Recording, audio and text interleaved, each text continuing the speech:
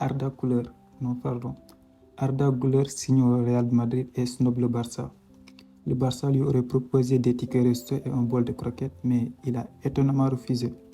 Bonjour à tous, on va faire un petit point mercato entre le Barça et le Real, sachant que le mercato n'est pas encore terminé, mais il y a des choses qui commencent à se dessiner. Le Real Madrid jusqu'ici fait de gros transferts avec des noms. D'abord Bellingham pour un peu plus de 100 millions. Pas besoin de le présenter, il est l'un des plus talentueux milieux de terrain actuellement, avec un jeu assez offensif et il est très puissant, un peu comme Frenkie de Jong. C'est un profil d'ailleurs qui manquait à Madrid, un joueur qui sait progresser balle au pied. Il y avait Modric, mais il est plus sur la fin qu'en début de carrière. Ils sont aussi sur Endrick, un attaquant très prometteur de Palmeiras dans le championnat brésilien. Et là, ils viennent de recruter Arda Güler. C'est pas Messi, mais quand même, regardez par vous-même. C'est pas étonnant si le Barça et le Real le voulaient, mais on l'a perdu et il faut passer à autre chose et se concentrer sur notre mercato. D'ailleurs, j'ai vu des tweets de Barcelonais qui l'encensaient parce qu'on pensait qu'il allait venir chez nous, mais dès qu'il a signé à Madrid, il est devenu aussitôt surcoté et tout.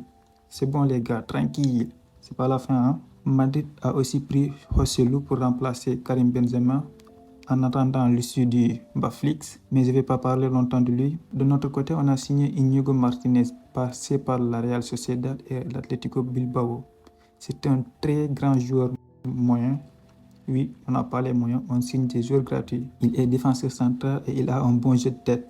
Il marque des buts et ça peut toujours débloquer des matchs. Un autre joueur gratuit qu'on a recruté, c'est Gundogan. Et ça, c'est du poulet rôti. Je vous jure, j'ai pleuré devant ce poulet. Il a fondu en larmes sur le poulet, il pleurait quasiment, il mangeait le poulet, il n'avait plus de force. Il disait, c'est quoi ce poulet, c'est quoi? C'est le vainqueur du dernier Ligue des Champions en tant que capitaine et il est très décisif sur les phases finales.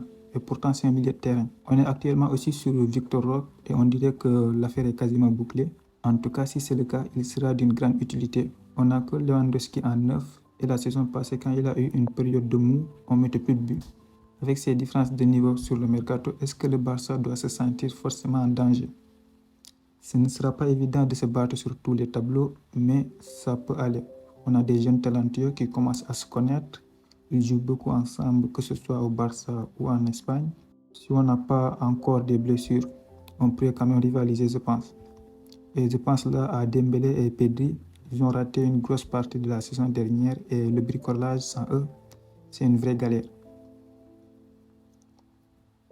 Maintenant au milieu, on a aussi Gundogan. La défense est très solide, c'était la meilleure défense de la Liga la saison dernière. Donc il y a de quoi faire.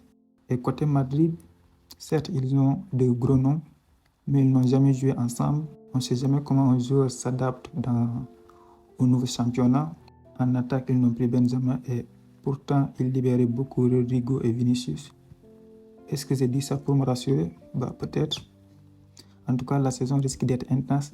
En attendant la fin du mercato, abonne-toi et dis-moi en commentaire si tu es satisfait pour l'instant. Sur ce, à la prochaine.